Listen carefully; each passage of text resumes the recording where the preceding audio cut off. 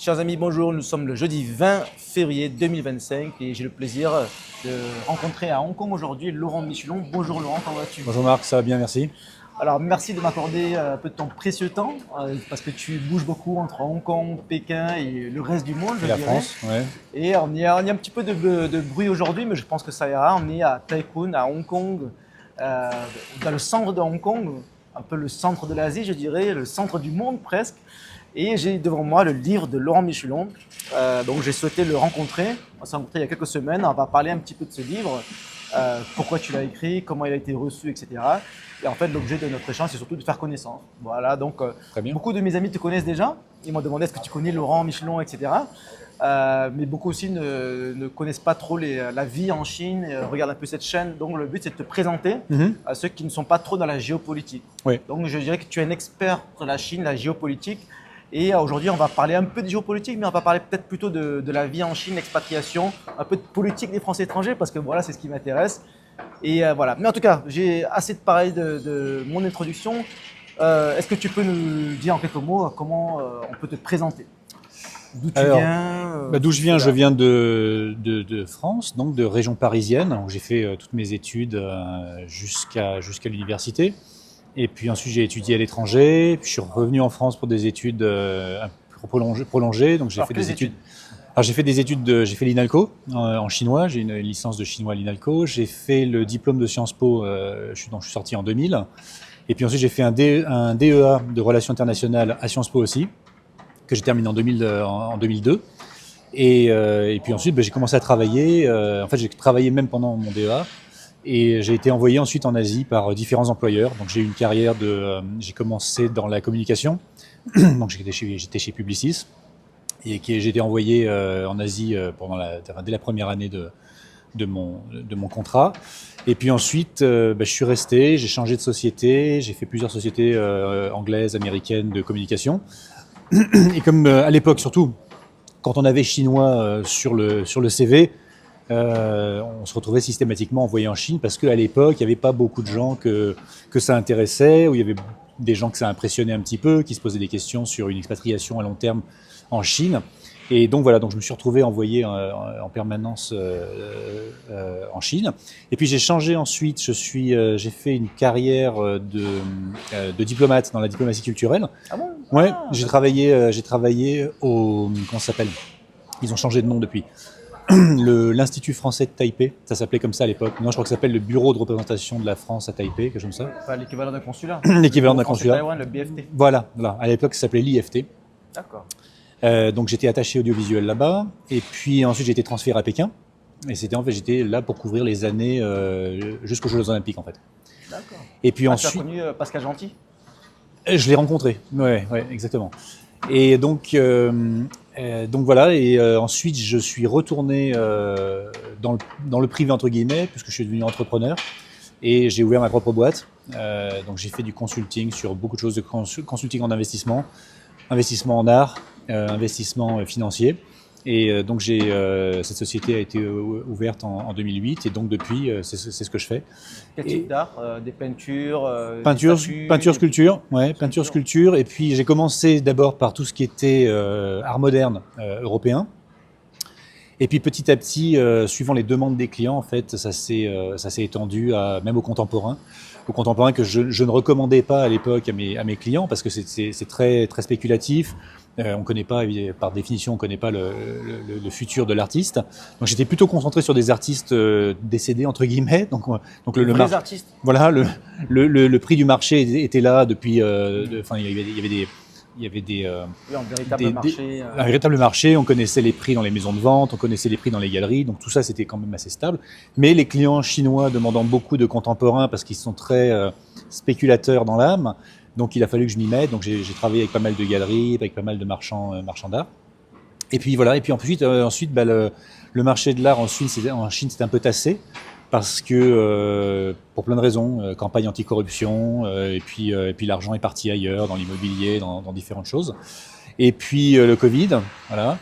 Et donc en fait à partir des années 2015-2016 où le marché de l'art commençait un petit peu à battre de l'aile en Chine, sans l'abandonner complètement, parce que je le fais toujours maintenant, mais c'est comme je disais c'est très calme en ce moment.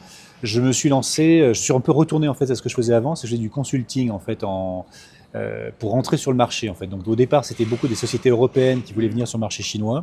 Et là, depuis 6-7 ans, c'est des sociétés chinoises qui veulent entrer sur le marché européen. Principalement, la raison, c'est que le marché américain leur est plus ou moins fermé de facto avec les sanctions, avec toute cette campagne anti-chinoise. Les restrictions, et puis même l'état d'esprit global en Occident qui est quand même assez anti-chinois. Tout ce qui était made in China était assez vu de façon assez négative. C'est en train de changer, mais donc le marché américain est plus ou moins fermé, et donc les sociétés chinoises vont vers l'Asie du Sud-Est où elles ont déjà tout leur réseau, donc pas besoin de consultants là-dessus, mais pas mal sur le Moyen-Orient et sur l'Europe. Donc c'est là que j'interviens. Et ça, c'est un secteur en expansion. Et dans l'autre sens, ça va aussi. Dans l'autre sens, ça, des Français, d'Européens qui veulent aller en Chine. Exactement, et ça, c'est en train de changer aussi. Parce que, surtout depuis le Covid, où maintenant, d'abord le Made in China ne fait plus peur comme avant, même sur des secteurs du style cosmétique, alimentaire ou des choses comme ça. Parce en fait, en Chine, on peut tout avoir. On peut avoir de la très basse qualité ou de la très haute qualité. Là, tu parles de qualité, parce qu'avant, il y avait une perception que c'était de mauvaise qualité. Voilà. Or, là, en Chine, maintenant, on peut vraiment avoir toutes les qualités selon ce qu'on est disposé à payer, en fait. Voilà. Donc, maintenant, il y a pas mal de sociétés européennes qui sont intéressées de venir en Chine pour monter des usines parce qu'ils ont moins peur des problèmes de propriété intellectuelle, ils ont plus peur des problèmes de qualité, d'hygiène et des choses comme ça. Donc, ça devient très intéressant parce que les marques françaises, notamment, vendent beaucoup en Asie. Mais faire venir les emballages, les bouteilles, les matières premières de 3 ou 4 pays, mais même de 3 ou 4 pays différents. J'ai des clients qui font venir la matière première de Thaïlande, leur emballage de Chine, une autre partie de l'emballage de Corée du Sud. Ils font tout l'assemblage en France et puis ils le revendent ensuite en Asie. Donc c'est un énorme gaspillage, ça fait une empreinte carbone qui est pas soutenable. Donc maintenant, ils se posent vraiment la question, est-ce qu'on ne devrait pas ouvrir une usine en Chine ? Et ensuite, on fait tout en Chine pour les clients asiatiques en fait. Et donc ça, c'est un peu la tendance en ce moment. Okay. Voilà. Ça, c'est totalement dans le cœur du CFI, c'est ce que je fais, j'essaie de mettre en contact les bonnes personnes.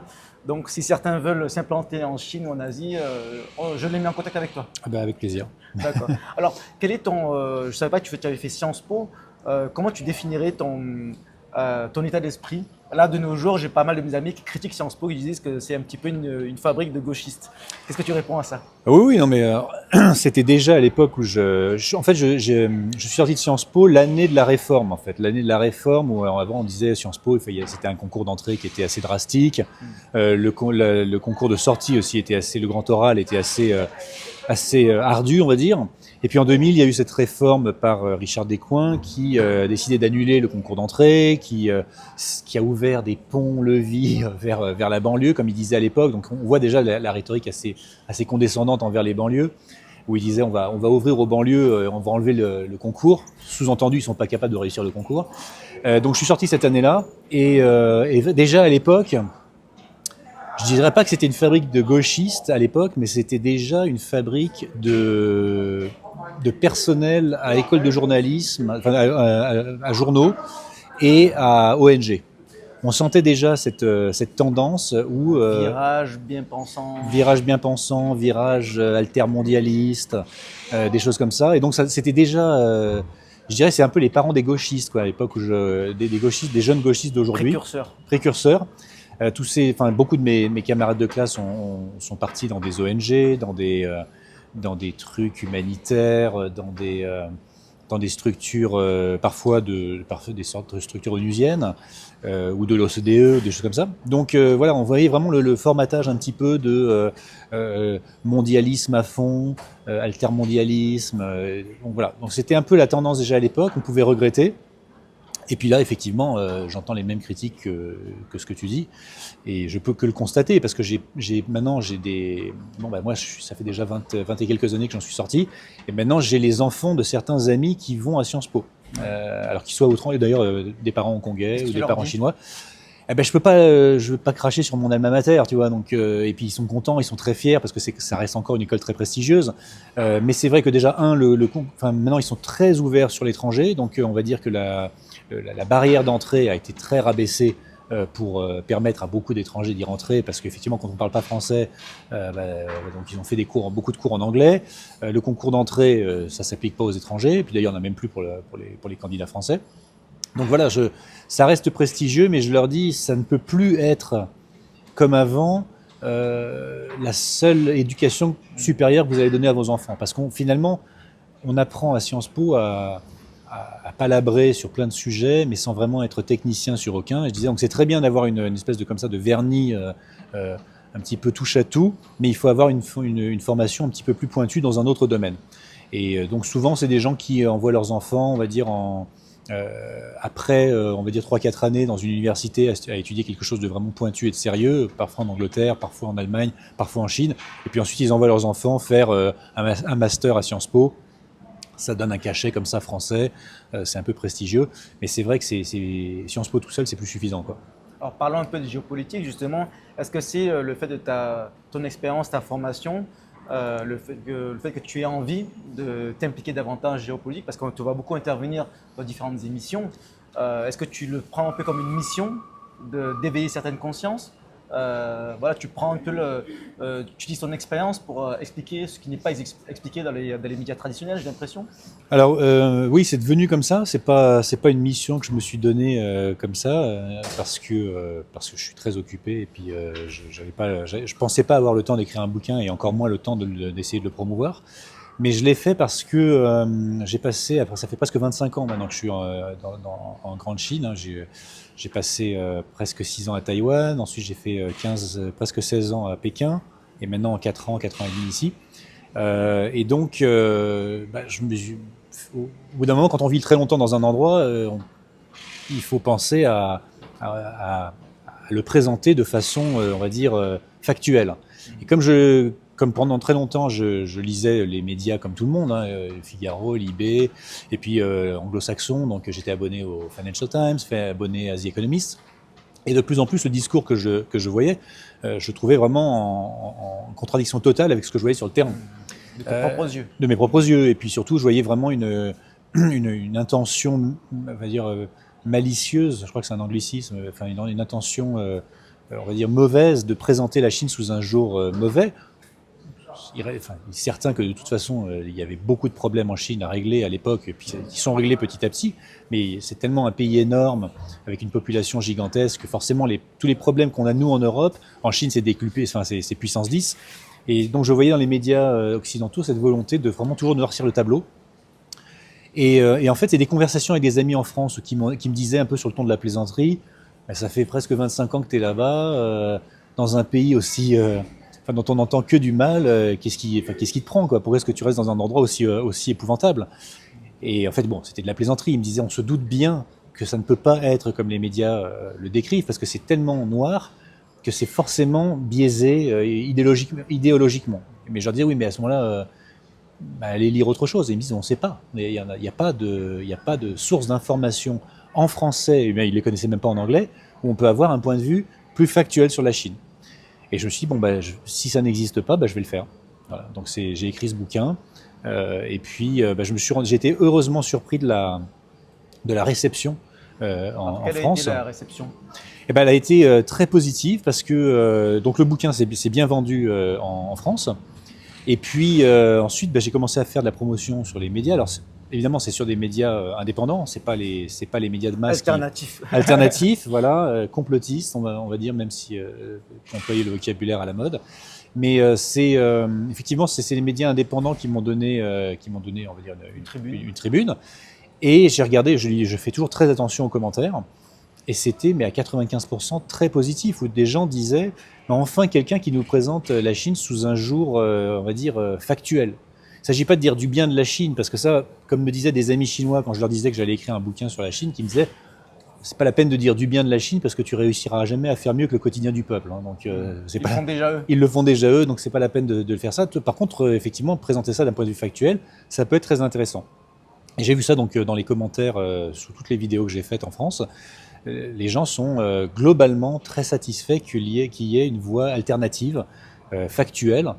Et puis surtout, ce que je dis à chaque fois, c'est pas la peine de me croire sur parole, mais ce qu'il faut faire, c'est venir en Chine, voir ce qui se passe. Et vous verrez que 95% de ce que racontent les médias de masse sur la Chine, c'est faux, biaisé, exagéré, mais c'est très éloigné de la réalité. En fait. Est-ce que tu vois une raison à cela? Et est-ce que ton livre, tu l'écris avec un certain état d'esprit au-delà du factuel? Parce que j'ai commencé à le lire, je fais le premier chapitre, et on peut penser que tu as un sentiment un petit peu anti-américain. Là, je vois, par exemple, à cette page, tu écris les faucons néoconservateurs anglo-américains et leurs vassaux européens. Ça, Oui, c'est un petit peu fort comme terme. C'est le terme vassal qui est fort. Oui, les faucons. Oui.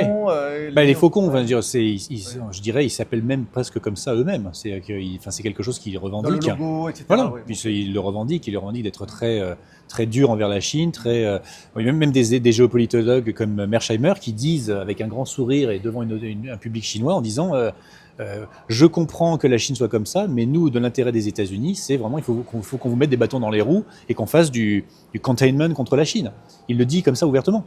Et je dirais c'est de bonne guerre. Effectivement, quand on a la plus grande puissance, une puissance unipolaire comme les États-Unis, qui voit une puissance secondaire chinoise qui émerge, qui potentiellement peut le dépasser, il est, on va dire, de bonne guerre de freiner en fait le développement de cette nouvelle puissance. Et d'ailleurs, c'est tout le sens de la doctrine Wolfowitz de l'année 1992, où Paul Wolfowitz avait dit il est hors de question de laisser émerger n'importe où, que ce soit la Chine ou ailleurs, une puissance secondaire qui pourrait porter un défi à la puissance des États-Unis. Donc c'est assumé chez les Américains. Voilà. Il veut rester hégémonique. Ils veulent rester hégémoniques, ils veulent continuer à avoir un monde unipolaire où les autres sont là pour leur servir, à continuer à utiliser le dollar. On voit que dès qu'il y a même pas une tentative, mais on va dire une tendance vers la dédollarisation, on voit Donald Trump qui dit mais tout pays qui va participer à cet événement, enfin à ce mouvement de dédollarisation sera puni, sera sanctionné. Donc c'est assumé. Il n'y a que nous en France ou en Europe où on se dit mais pourquoi parler de néoconservateurs, de faucons, de vassaux? Mais parce que c'est quelque chose, c'est un état de fait.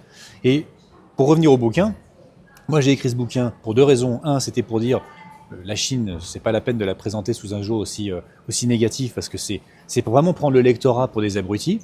Et surtout, c'était en regardant ce qui se passe en Chine, d'un point de vue de la souveraineté, comment est-ce que la Chine réussit à préserver sa souveraineté, ce que j'appelle la souveraineté à 360 degrés. C'est pas juste une histoire de frontières et d'immigration, la souveraineté. C'est aussi une histoire de finances, de technologie, de nourriture. C'est la souveraineté à 360 degrés, c'est très important. Nous, on n'a plus ça en Europe. Tous les pays européens ont laissé tomber 95% de leur souveraineté.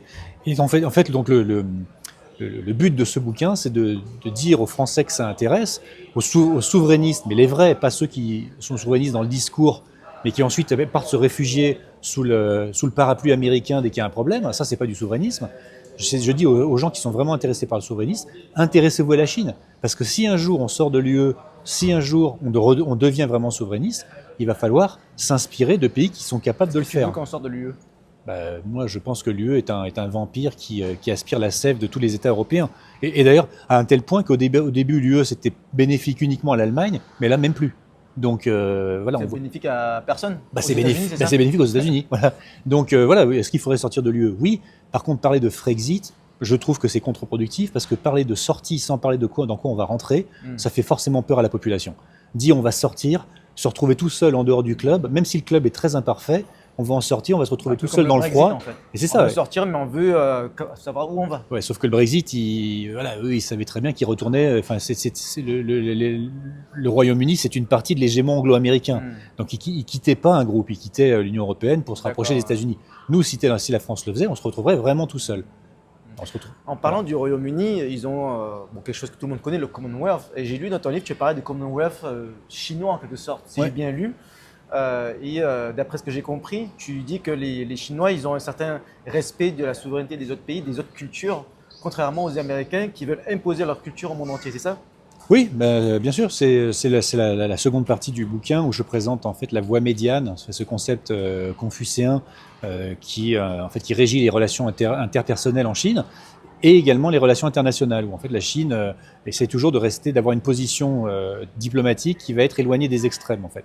Donc plutôt une attitude conciliante. On voit que la Chine essaie beaucoup de se présenter comme un médiateur dans les conflits internationaux, la Palestine, l'Iran et l'Arabie Saoudite, l'Ukraine-Russie peut-être. L'Ukraine-Russie, bien sûr. Alors systématiquement, c'est ignoré par l'Occident, puisqu'on sait qu'on voit que la Chine a proposé 2 plans de paix pour l'Ukraine. Une fois un plan en 12 points, et puis un an après un plan en 6 points. Mais ça a été systématiquement balayé par Zelensky et puis par l'Europe et puis par les États-Unis. Parce qu'on se dit il est hors de question de laisser la Chine émerger, de devenir une puissance diplomatique. Mais ce qu'elle est dans les faits. Et refuser de voir la puissance diplomatique chinoise dans le monde, c'est se mettre le doigt dans l'œil. Parce qu'on peut l'ignorer, nous, occidentaux, on n'est qu'1 milliard sur cette planète. Il y a 1 milliard d'occidentaux qui peuvent se permettre d'ignorer la Chine.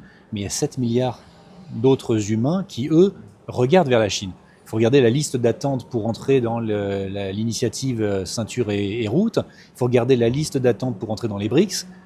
On voit que et c'est pour ça que je parle d'hégémon isolé en sous-titre de mon bouquin, c'est que l'hégémon anglo-américain et ses vassaux, c'est-à-dire nous, les pays de l'Union européenne, et puis des pays comme le Japon, la Corée, des pays comme ça, c'est nous qui sommes en train de nous isoler. On nous dit la Russie est isolée, Poutine est isolé, Xi Jinping est isolé. On voit même des publications anglo-saxonnes comme Foreign Affairs ou Foreign Policy qui parlent de l'axe des losers, en parlant de Poutine, Xi Jinping, l'Iran et la Corée du Nord, l'axe des losers. Donc on voit vraiment une attitude, on est vraiment complètement déconnecté de la réalité. Et ce que moi, en tant que Français, j'essaie de faire à mon petit niveau et avec mes compatriotes, c'est de leur dire nous, on a une relation privilégiée avec la Chine depuis 1964, Général de Gaulle, le premier dirigeant occidental à reconnaître diplomatiquement la Chine. Qu'on a fêté il n'y a pas longtemps. Il faut voir que de Gaulle s'est battu pendant 6 ans contre les États-Unis et le Royaume-Uni qui essayaient de l'en dissuader. Et à l'époque, c'était encore moins facile pour la France de résister à ça. Et il a réussi, il est passé outre. Et ça, c'est quelque chose que les Chinois sont toujours reconnaissants de ça. Ils s'en rappellent, ils en parlent systématiquement. N'importe quel chauffeur de taxi à Pékin vous parlera du général de Gaulle. Mais nous, on a oublié ça depuis globalement Sarkozy. Depuis le premier mandat de Sarkozy jusqu'à aujourd'hui, on a vu, on est retourné dans l'OTAN sans que ça ait été dans la plateforme de campagne de Sarkozy. Il n'en a jamais parlé, mais c'est quasiment la première chose qu'il a faite quand il est arrivé au pouvoir, c'est qu'il a fait rentrer la France dans l'OTAN. Ce qui n'a pas surpris assez de monde, je pense, en France, parce que c'est quelque chose auquel il aurait dû avoir un vrai débat national là-dessus. Comment sont vus les Français en Chine, à tes yeux? Est-ce qu'on peut dire qu'ils sont, on va dire, neutres? Ils sont plutôt francophiles, les Chinois, comparés aux Américains, etc. Toi, comment tu vis en Chine? Pourquoi tu as choisi de vivre là? Quels sont les avantages? Parce qu'il y a pas mal de Français qui nous regardent, qui envisagent s'expatrier en Chine et se demandent quel est le point de vue des Chinois sur les Français, et on va dire les Français de souche. Alors, je crois que ça fait longtemps toi aussi que tu es. Oui, moi ça fait longtemps. Voilà. Et je pense qu'il y a vraiment une différence aujourd'hui avec l'époque où on est arrivé. C'est qu'à l'époque où on est arrivé, effectivement, il y avait un prestige d'être français parce que l'économie allait très bien, parce qu'on était une vraie puissance diplomatique. C'est vrai qu'on est toujours au Conseil de sécurité parce qu'on a la bombe. Mais voilà. Mais le problème, c'est que c'est plus vraiment une raison pour être au Conseil de sécurité, juste d'avoir une bombe nucléaire. Et c'est d'ailleurs les seuls de l'Union européenne. Voilà. Et c'est ce que dit la Chine, elle essaye d'élargir le Conseil de sécurité en disant le fait d'avoir une bombe atomique, ça ne devrait pas être un critère pour pouvoir décider des affaires du monde et avoir un droit de veto. Bon, notamment. C'est aussi ceux qui ont gagné la guerre. Oui, mais il y a aussi, le débat est revenu sur la table récemment, puisqu'apparemment on nous apprend que la Russie n'avait rien à faire dans la victoire. Bon, parenthèse que je referme. Mais ce que je veux dire, c'est que la Chine essaye vraiment de rénover en fait les institutions internationales qui ont été créées par et pour le bénéfice des pays occidentaux, des gagnants de la guerre, effectivement, mais dont la Chine faisait partie. Et donc, la Chine dit, mais c'est pas parce qu'on est une puissance nucléaire qu'on devrait avoir un droit de veto sur toutes les affaires dans le monde. Donc elle essaie d'élargir en fait le Conseil de sécurité. Okay. Alors, c'est ça qui est intéressant, c'est que les pays occidentaux qui sont au Conseil de sécurité disent ah bah oui, c'était une très bonne idée. Alors l'Allemagne, le Japon, la Corée, donc des pays occidentaux ou vassaux, voilà. Or la Chine dit non, on pensait plutôt à Brésil, Nigeria, des pays comme ça, voilà. L'Inde, je ne suis pas sûr que la Chine pousse la candidature de l'Inde, peut-être, mais je suis pas sûr. Atomique. Voilà. Et le Pakistan aussi, mais voilà, donc c'est un. Alors pour revenir à ta question, la France était une puissance prestigieuse, très respectée. Maintenant, il y a une dégringolade depuis 18 ans, l'arrivée de Sarkozy au pouvoir, et je dirais que maintenant, la dégringolade française couplée à l'ascension chinoise, ça fait que c'est mon expérience avec les Chinois, il y a une espèce de sympathie, c'est toujours un capital de sympathie, Mais Est-ce qu'ils voient comme des losers, du coup? je n'utiliserai pas le mot de loser parce qu'il est un peu fort, mais de puissance secondaire, déclassée, qui ne retrouvera jamais sa grandeur passée, ça c'est sûr et certain. Surtout quand tu le vois de leurs propres yeux, quand ils vont à Paris, quand ils se font racketter, quand Voilà. il y a des problèmes. Absolument, problème de On a encore une sécurité. star chinoise qui était à Paris il y a quelques mois, on le voit dans les réseaux sociaux, ça fait le tour. Oui, non, Là, ils sont au courant c'est terrible. de- C'est terrible parce qu'en plus, les Chinois étant vraiment très connectés sur les réseaux sociaux, c'est vrai que le moindre incident qui a un rapport avec un Chinois en France, ça fait le tour des réseaux en Chine et forcément, ça a un impact sur la politique étrangère. Le ministère des Affaires étrangères est obligé de se prononcer sur la question. Donc voilà, c'est quelque chose qu'il faut tenir en compte. Mais définitivement, si pour les Français que ça intéresse de venir s'installer en Chine, je les encourage à le faire. Parce que d'abord, ça reste un des rares endroits dans le monde où il y a une vraie croissance économique. Même s'il est vrai qu'il y a eu un énorme ralentissement, elle est toujours à 5%. Oui, mais dans le monde entier. Voilà, ça reste un des endroits où il y a le plus de croissance.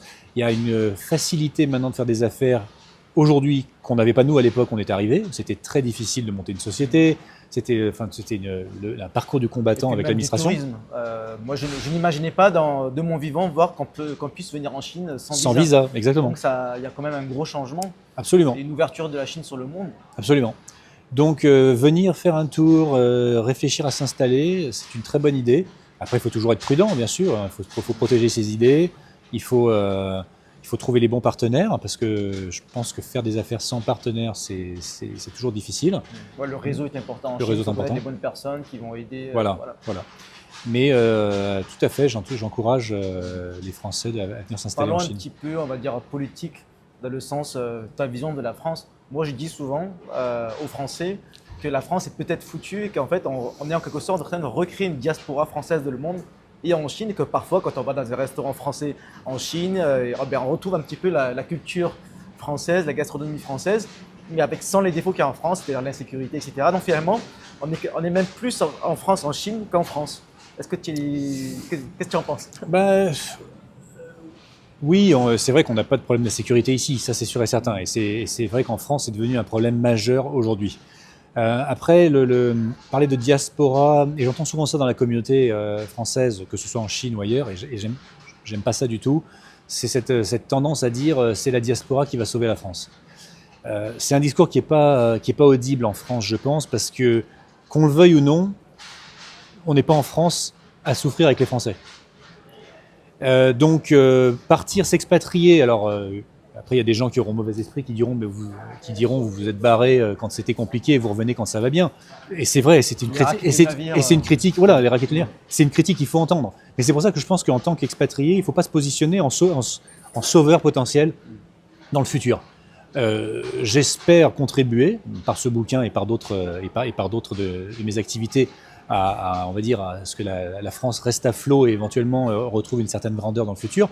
Mais je trouve très arrogant certaines personnes que je ne vais pas nommer qui retournent en France et qui disent je me verrais bien président, je me verrais bien sénateur, je me verrais bien député et tout ça, parce que je trouve que on va se retrouver confronté à cette critique qui est mais de toute façon vous n'étiez pas là quand c'était difficile et c'est bien facile de revenir maintenant et puis de dire je vais sauver, j'ai plein de bonnes idées et puis je viens de Chine, je viens des États-Unis et voilà, bon. Après il y a des gens qui partent à l'étranger, qui créent une diaspora mais ils ne veulent pas forcément sauver la France parce qu'ils disent que c'est foutu. Alors, nous on est bien à l'étranger, en fait, souvent ils ne votent même plus. Oui. Ça m'a choqué parce que j'ai rencontré des gens qui me disent ah oui tu soutiens qui? Très bien, on a les mêmes idées politiques. Par contre, ils ne votaient pas pour moi, ils ne votaient pas pour les gens que je soutiens. Ils disent oh non, voilà, moi je ne vote plus depuis 15 ans, ça ne sert à rien, moi je vis bien en Thaïlande, je vis bien en Chine, etc. Voilà. Est-ce que tu as un petit peu cet état d'esprit ou pas? Je comprends tout à fait qu'on dise ça ne sert à rien.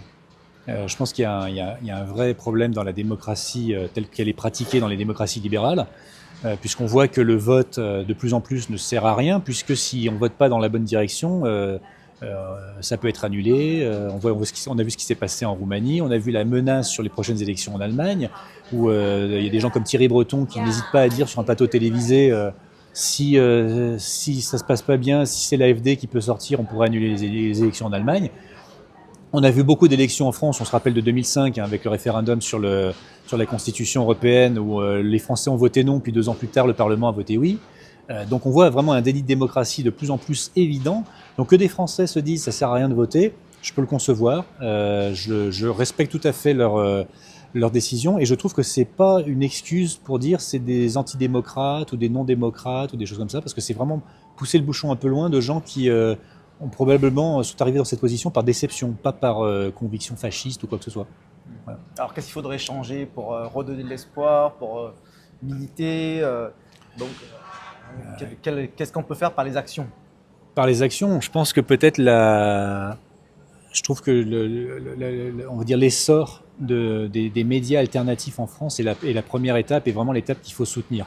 Et là, j'invite tes spectateurs, et puis éventuellement les gens qui votent pour toi, à s'intéresser de près aux médias alternatifs en France. Je ne vais pas les nommer parce que je ne vais pas faire de publicité à l'un et pas à l'autre, mais il y en a quelques-uns, il y en a 3 ou 4 qui ont vraiment beaucoup de suiveurs, beaucoup de gens qui les regardent tous les matins, 200 000, 300 000, 400 000 personnes. Tu participes, bien sûr, comme je disais, c'est pour ceux qui s'intéressent, contactez-moi, on peut vous envoyer des liens. Bien sûr, et c'est les seuls qui justement donnent la parole à tout le monde.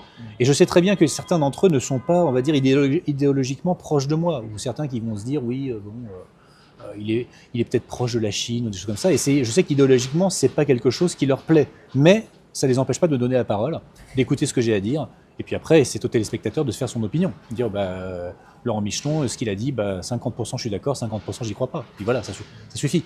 Mais ça, c'est quelque chose qui n'est pas dans les médias de masse, que ce soit on va dire des médias gouvernementaux en France, ou même des médias soi-disant privés, mais qui sont dans les mains de quelques oligarques et qu'on sait qu'ils sont tous...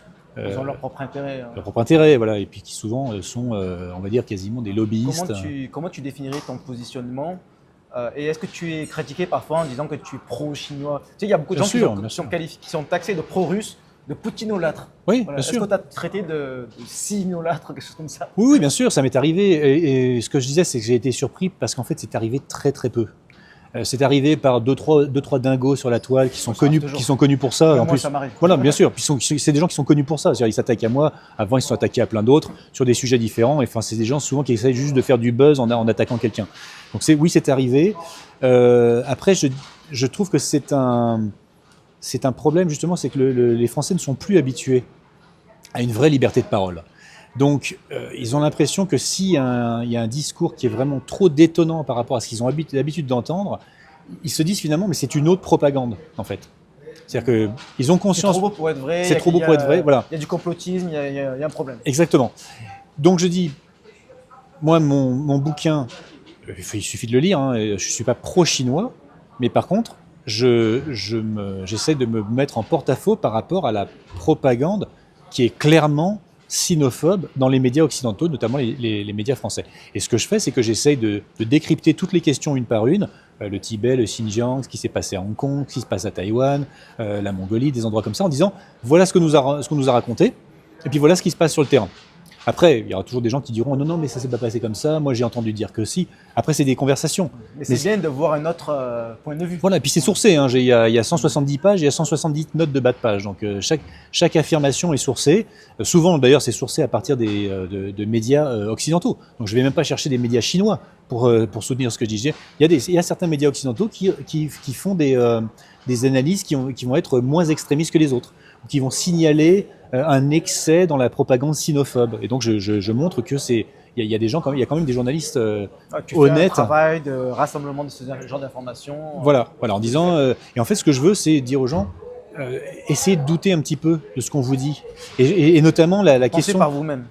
La question que je pose aux gens, je dis parce que souvent je rentre en France et puis je rencontre des gens nouveaux qui me disent mais t'es où toi? Je dis moi j'habite en Chine, et systématiquement les phrases qui suivent, c'est le Xinjiang, le Tibet, liberté, droits de l'homme, les droits de l'homme, le crédit social et tout. Et je leur dis, mais comment ça se fait que quelqu'un qui est jamais allé en Chine, qui s'intéresse pas à la Chine, qui travaille pas avec la Chine, comment ça se fait que vous avez tous les mêmes questions et tous les mêmes éléments de langage? Ils ont le même média. Mais voilà, c'est ça. C'est qu'en fait, ils ont n'importe. Et c'est des gens qui peuvent être de droite ou de gauche, donc ça va être des gens qui ont lu Le Figaro, Le Monde, Libé, Mediapart, tout quoi.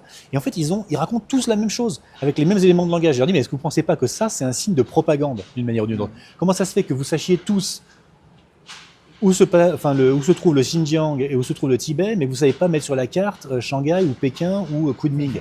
C'est quand même bizarre, hein. Donc, et là, les gens se disent, ouais, il y a peut-être un truc, en fait. Je devrais peut-être m'intéresser un petit peu plus à la Chine. Mais le problème, c'est que, 1, ils n'ont pas forcément le temps. 2, ça les intéresse pas vraiment en fait, parce que la Chine c'est lointain, c'est pas aussi proche que la Russie. La question de la Russie est beaucoup plus, on va dire, beaucoup plus prégnante en France parce que elle est, d'abord c'est un pays européen, hein, c'est le plus grand pays européen. Semi-européen. Voilà, c'est blanc, c'est plus proche de chez nous. Et alors que la Chine, la plupart des gens, soit ils disent du mal parce qu'ils ont lu du mal. Et puis quand on a envie de leur dire, mais attends, c'est pas comme ça, c'est un peu plus nuancé que ça les intéresse plus en fait, parce que fondamentalement, ça les concerne pas. Oui, ils n'ont pas que ça à faire. Voilà. J'ajouterais même 3, c'est pas facile de communiquer avec eux. Là, tu as dit que ton livre se vend bien en France, mais ils ne vendent pas de partout. Tu ne le trouves pas à Carrefour, tu ne le trouves pas partout. Quoi. Alors on le trouve même pas à la librairie française à Hong Kong. Ah ouais. Alors justement, comment, normalement, en plus maintenant que tu résides en Chine et même à Hong Kong, on peut le trouver ou pas? Moi, j'ai eu grâce à Parenthèse. Oui, tu l'as vu grâce à Parenthèse. J'ai eu de la chance. Parce que, on peut raconter les détails, mais en gros, en fait, ça fait des années ça fait 2 ans qu'il est sorti, et ça fait 2-3 ans donc qu'il y a des gens en Chine, des Français, qui demandent à la librairie de pouvoir l'acheter. Et la réponse, c'est il n'est pas disponible, il faut aller vous le procurer en France ou aller vous le procurer sur Amazon. C'est quand même un paradoxe, c'est que c'est la seule librairie que je connaisse, qu'il y a des gens qui veulent acheter un bouquin, on leur dit non, il faut aller l'acheter chez Amazon. Donc c'est un peu absurde. Effectivement, en insistant beaucoup et en acceptant de payer 32 euros au lieu de 17, parce que le prix de vente c'est 17, si on arrive à un peu tordre le bras à la librairie, ils acceptent de le vendre à 32 euros. Ce que je leur ai fait remarquer, je leur ai dit... J'ai réussi. Et voilà, et tu es le seul d'ailleurs. J'ai pas tordu le bras physiquement. Et tu es le seul, hein, tu es le seul. Ouais. Et je leur ai fait remarquer en leur disant, écoutez, c'est quand même un petit peu une manière de dissuader les gens de l'acheter, parce que de 32 à 17, il y a quand même une énorme différence. Et la question des droits, les frais de port ne tient pas la route, parce que j'ai proposé à faire un peu de promotion justement en disant, c'est quand même bien le diable si on ne trouve pas 20 personnes à Hong Kong et en français à Hong Kong et dans le Guangdong pour l'acheter, on fait une commande groupée, et puis ça coûte 1 euro de frais de port pour chaque personne. Plus de réponse. Donc voilà. Donc peu importe. Mais ce que je veux dire, c'est que ce bouquin donc, se vend bien, mais il se vend sur Internet. Il se vend dans quelques librairies françaises réellement indépendantes, mais il n'y en a pas beaucoup. Et c'est là qu'on se rend compte que même quand on parle de réseau des librairies indépendantes en France, c'est pas du tout indépendant. C'est-à-dire qu'il y a, si on tape Chine sur leur site Internet, on retrouve systématiquement les 4 mêmes bouquins sur la Chine, dans toutes les librairies indépendantes de France. Et ce bouquin-là ne les intéresse pas. Mais comme d'autres, hein, c'est pas juste le mien, mais il y a plein de bouquins. Ça ne les intéresse pas pour des raisons économiques ou pour des raisons idéologiques? Non, c'est des raisons idéologiques, bien sûr. C'est des raisons idéologiques. C'est un bouquin qui ne... Mais c'était la même chose pour trouver un éditeur. C'est-à-dire qu'au départ, c'était très difficile. Il y a 2-3 éditeurs en France qui m'ont dit « ça nous intéresse ». Le reste m'ont dit « c'est illisible ». En me disant « c'est pas moi qui trouve ça illisible, c'est les Français qui vont trouver ça illisible ». Parce que vous ne dites pas du mal de la Chine. Voilà. Bon, est-ce que c'est vraiment le public qui aurait dit non, ou est-ce que c'est eux que ça n'intéressait pas? Je vais pas rentrer là-dedans. Mais ce que je veux dire, c'est qu'il y a vraiment une espèce de grande muraille qui se place, mais pas que sur le sujet de la Chine. Il faut voir que sur le sujet de Gaza, sur le sujet de la Russie, il y a la même grande muraille médiatique et des librairies qui entourent les Français en fait. Et trouver ce genre de bouquin, il faut vraiment se lever tôt, il faut vraiment être motivé. Et c'est vrai que même s'il se vend bien, c'est très confidentiel comme distribution. Et au niveau de la communauté française que tu rencontres à Hong Kong, à Pékin ou ailleurs dans le reste de la Chine ou même à Taïwan, est-ce que tu as eu des retours? Est-ce que il y a des librairies, il n'y a pas qu'à Hong Kong, il y a des librairies françaises, il n'y en a pas à Shanghai, à Pékin, à Taïwan? Oui, alors c'est pareil. Pareil, même accueil? Même accueil, c'est la même chose. Mais idéologiquement, c'est plus ou moins le même genre de personnes. Donc ça ne me surprend pas. Ça m'aurait surpris qu'ils le prennent, en fait, pour être tout à fait honnête. Mais au niveau de la communauté, il y a vraiment une grande différence, en fait, entre, je trouve, dans la communauté, mais ça, tu me diras ce que tu en penses, entre les Français qui ont décidé de s'expatrier en Chine par intérêt, qui ont décidé parfois de rester, c'est-à-dire qu'ils ont fait une expatriation, ils ont été employés par une société, et puis qui ont décidé de rester. Et puis ceux qui sont arrivés ici parce qu'ils auraient puis être mutés aux US ou être mutés, puis ils sont arrivés un peu par hasard, ils sont là pour 3 ans, voilà. Et puis finalement ça convient pas à leurs femmes, ou ça convient pas à leurs enfants, ou ils aiment pas, et donc en fait il y a vraiment deux styles de Français en Chine. Je trouve il y a ceux qui veulent rester en fait dans le cocon francophone occidental. Même s'ils vont lire Financial Times et Economist, c'est tout ce qu'ils veulent lire sur la Chine et le reste ne les intéresse pas. Et puis il y a les autres, ceux qui sont là depuis très longtemps, ceux qui ont décidé de rester ici, ceux qui ont décidé de venir faire des affaires ici, qui eux sont beaucoup plus ouverts.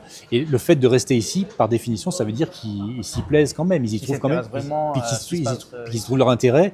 Et c'est des gens qui seront capables, comme je le fais, de dire aux gens en France, c'est pas comme on vous dit. C'est pas, voilà. Alors c'est vrai que je vois ces deux catégories. La première, c'est plutôt les expats. Ils s'en foutent, ils sont là de passage, ils sont là pour 3 ans environ, Ils vont ailleurs. Mais par contre, parmi ceux qui sont là depuis longtemps, depuis plus de 10 ans, il y a bien entendu beaucoup de personnes qui comprennent bien la Chine, donc qui nous rejoignent sur certaines idées. Mais il y a aussi beaucoup qui sont vraiment, notamment, il y a des Français à Hong Kong qui étaient dans les manifestations. Oui, j'en ai connu. Ouais. Donc c'est assez fou. Comment toi tu expliques qu'il y a tellement de Français qui sont implantés depuis longtemps en Chine, mais qui ont quand même un certain... Qu'est-ce qu'ils font là en fait? Ils sont, exactement. Ils veulent profiter des avantages bien sûr, mais c'est d'un système sans en assumer les valeurs. Ils vivent dans un système qui est en contradiction avec leurs propres valeurs. Qu'est-ce qui se passe? C'est quelque chose qu'ils admettront jamais, mais c'est du néocolonialisme. Ils sont là pour imposer. Ils sont là pour profiter en fait d'un endroit qui a été une colonie du Royaume-Uni pendant 150 ans, qui a des facilités. Je parle de Hong Kong, mais le recoloniser. Ils veulent pas recoloniser, mais jouir de l'héritage de la colonisation, où il est vrai que il y a un certain respect dont vont jouir les Occidentaux auprès des Hongkongais, plus que les Chinois, par exemple. Et donc, ils veulent jouir de ça. Il y a toujours cette espèce de paravent de la démocratie. Ça fait toujours bien de dire personne n'est contre la démocratie, à part un fasciste. Voilà. Donc, effectivement, moi, je suis défendeur de la démocratie. Personne ne va vous sauter dessus et va s'attaquer à vous. Voilà. Donc, c'est facile de dire je suis un défenseur et un pourfendeur de la démocratie. C'est des gens qui font absolument rien pour la démocratie. C'est des gens qui ne sont pas capables d'avoir une conversation avec une vraie contradiction. Donc, avec des gens qui ne sont pas d'accord. Avec des gens qui ne sont pas d'accord. Donc, parce que les autres sont des fachos. Pour la démocratie, on repassera. Donc voilà, donc je pense que c'est des gens qui sont tout simplement dans une espèce de petit cocon confortable et qui, en fait, par espèce de condescendance, disent l'Occident a tellement encore de choses à inculquer aux Chinois et ils n'arrivent pas à dépasser le fait que ça n'est plus le cas et qu'au contraire, comme je dis dans mon bouquin, nous, on a aussi beaucoup de choses à apprendre des Chinois maintenant. Alors est-ce qu'on est prêt à ça? Est-ce que les Français sont prêts à se dire, effectivement, nous sommes une puissance déclassée, nos idées, que ce soit la démocratie libérale, ne marchent pas sur le terrain chez nous, donc comment peut-on encore faire la leçon à des pays comme la Chine ou d'autres pays? Et au contraire, est-ce qu'il ne faudrait pas s'intéresser à leur modèle de développement, voir s'il n'y a pas des choses dont on peut s'inspirer? Et là, juste une petite parenthèse sur le communisme, je vois qu'en fait, il y a une énorme méconnaissance du modèle chinois en France et parmi les Occidentaux en général, parce que dès qu'ils entendent parler de la Chine communiste, le parti communiste chinois, ils imaginent Staline et Pol Pot. Voilà. Donc, ils se disent... C'est quoi la vérité? La vérité, c'est que le système chinois s'appelle l'économie socialiste de marché aux spécificités chinoises. C'est 3 concepts en un qu'il faut venir étudier. C'est aussi ridicule de dire la Chine est un pays communiste que de dire la Chine est un pays capitaliste. C'est ni l'un ni l'autre, c'est entre les deux. Et si on veut essayer d'avoir un comparatif, j'aime pas les comparatifs, mais pour donner une idée à tes spectateurs, c'est la France des années 60, 70, 80, c'est peut-être ce qu'il y a de plus proche de la Chine d'aujourd'hui, c'est-à-dire avec un État très fort, très impliqué dans l'industrie, très impliqué dans l'économie, très dirigiste. Et donc c'est là qu'on... Comme les grandes entreprises françaises, publiques... Les grands groupes de l'époque, exactement. Et d'ailleurs qui ont fait tous les joyaux français qu'on n'a plus maintenant. Ouais. Voilà, il faut se rappeler, moi je me rappelle d'une vidéo où on voyait le TGV en 1981 avec un Transal qui volait au-dessus pour faire la démonstration de vitesse. On était déjà à 350 km/h en 1981. Il n'y avait que la France qui faisait ça. C'est fini, l'innovation elle n'est plus en France et puis elle n'est plus en Europe. En Chine. Elle est en Chine, voilà. Donc voilà, il faut être fier d'être français, mais il faut comprendre que la grandeur, une période de grandeur est suivie par une période de déclin. Et si on veut qu'il y ait une nouvelle période de grandeur, il faut regarder vers les modèles qui marchent. Et je rentrerai pas dans le détail de la présence d'un élément de démocratie dans le système chinois, parce que je pense que c'est un petit peu trop là pour tes spectateurs. Mais si c'est des gens qui s'intéressent vraiment au système chinois, il faut voir que le système chinois n'est pas un système dictatorial. On peut parler d'État autoritaire, mais il faut voir aussi que dans le processus de décision, ça va de haut vers le bas, mais ensuite du bas vers le haut. Il y a énormément de retours de la population. Les politiques publiques ne sont pas imposées de haut en bas. Elles sont d'abord testées au niveau local et ensuite avec des remontées. Et parfois, il y a des politiques qui sont annulées. C'est un bon exemple. Mais parfois avec des politiques qui sont amendées ou carrément annulées si on a vu qu'il y avait trop d'effets pervers. Voilà. Donc je pense qu'il faut s'intéresser à ça et regarder. Et c'est ce que dit la Chine. La Chine ne se pose jamais en modèle. Mais elle dit au reste du monde, à part l'Occident, parce que l'Occident n'écoute pas, mais la Chine dit au reste du monde, on peut vous aider à trouver votre voie, mais c'est vous qui la trouverez. C'est vous qui, si chaque pays a son propre modèle de développement avec son modèle qui lui convient. Il n'y a pas un modèle qui marche pour tout le monde. On voit qu'on est très très loin de ce que la démocratie libérale telle qu'elle est pensée par les États-Unis. J'ai vu à un moment dans le livre, tu parles une sorte de propagande, si je peux l'appeler comme ça, française en Chine, même allemande, etc. Tu parles de mariage homosexuel, je crois, interdit par les autorités chinoises, mais qui sont promus par certains consulats, des transgenres, des diplomates transgenres qui sont envoyés volontairement en Chine pour montrer l'exemple, etc. Donc, à l'étranger, les Français, les Allemands, les Européens veulent envoyer certaines personnes pour changer certaines mentalités. Alors que la Chine ne fait pas ça en France. Exactement. Et la Chine ne fait pas ça en France et la Chine ne fait ça nulle part dans le monde. C'est-à-dire que même quand la Chine va investir dans un pays africain, un pays sud-américain ou quoi, elle ne demande pas que le gouvernement soit pro-chinois, elle ne demande pas à ce qu'il y ait une gay pride qui soit organisée. Voilà, elle fait du business. Sans changer les valeurs locales, sans changer le gouvernement local, elle travaille avec tout le monde. Et c'est là qu'on voit d'ailleurs, le dernier exemple en date, c'est avec la Syrie. La Syrie, le renversement de la Syrie qui a choqué tout le monde. Et la Chine a dit, mais nous, on ne travaille pas juste avec El-Assad, on travaille avec tous les Syriens. Donc, le prochain leader de la Syrie, quel qu'il soit, il faudra bien qu'on travaille avec. Et on ne fera pas, et au contraire, on ne va pas juger, et puis on ne fera pas de sanctions, et puis on ne fera pas de... Voilà. Donc, c'est tout le contraire de l'Occident, qui, quand il y a un leader qui ne lui plaît pas, essaye de faire des révolutions de couleur, changement de régime, et imposition d'un leader qui va être pro-occidental. Voilà. C'est la grosse différence. Alors, je pense on va conclure sur un sujet. À mon avis, il y a beaucoup de Français qui sont en France qui nous regardent, qui ne croient pas vraiment à ce qu'ils voient sur la Chine. Là, récemment, j'ai partagé des images de drones en Chine, des spectacles de drones. Ouais. Et ça m'a fait rire parce que j'ai pas mal de commentaires sur Twitter. Il y a des gens qui disent mais en fait, c'est de l'intelligence artificielle. J'ai demandé à ma femme, c'est de l'intelligence artificielle ou pas? Elle dit non, mais si, ça existe, etc. Et en fait, j'ai l'impression que la Chine avance tellement vite que les Français n'y croient pas. C'est fake news. C'est de l'intelligence artificielle, etc. Qu'est-ce qui se passe? Tu penses que les Français sont tellement dans un déni? C'est de l'ego, ils ont trop d'ego, ils ne veulent pas y croire? Ou alors est-ce qu'ils sont ignorants? Ou qu'est-ce qui se passe? Je pense qu'il y a d'abord cette propagande continuelle depuis 40 ans, depuis Tiananmen 1989, en France, où tout ce qui vient de la Chine est soit propagande, ou c'est faux, ou c'est truqué. Donc, il y a cet état d'esprit Ensuite, il y a, comme tu dis, le fait de ne pas vouloir admettre qu'on a été déclassé, qu'on a été dépassé. Est-ce qu'on est prêt encore à admettre? Ça touche à l'amour-propre. Bien sûr. Et puis, je pense qu'il y a aussi un élément, c'est toujours nous qui avons appris des trucs aux Chinois, comment ça se fait que maintenant ils nous dépassent. Voilà. Ouais. Et puis donc, on voit avec DeepSeek, le dernier exemple en date, DeepSeek qui devient l'AI la plus performante, qui dépasse OpenAI. Et immédiatement aux États-Unis, il y a des enquêtes qui sont lancées avec possibilité de procès en disant mais ça ne peut que être du plagiat. Puis c'est arrivé la même chose avec les téléphones Huawei. On a dit mais il y a des sanctions sur les processeurs. Comment ils ont fait? C'est pas possible. C'est forcément du plagiat. Mais non. Et en France, réveil, investissement massif pour l'IA, etc. Voilà. Bien, on a vu l'exemple français de l'IA avec Lucie. Donc voilà, il faut se réveiller. Il faut se dire que finalement, l'innovation, elle a peut-être bougé ailleurs. On peut participer. Comme je dis, les Chinois ont un énorme capital sympathie pour les Français notamment, pour les Européens en général, mais surtout pour les Français. Donc il faut que nous, plus que les Allemands, plus que les Italiens, et donc il faut qu'on en profite. Pourquoi? À part De Gaulle, etc. Parce que je pense que même des présidents aussi récents que Jacques Chirac étaient des vrais amoureux de la Chine, des vrais connaisseurs de l'Asie. Comme les premiers ministres, Raffarin. Bien sûr. Qu'est-ce que tu penses de Raffarin?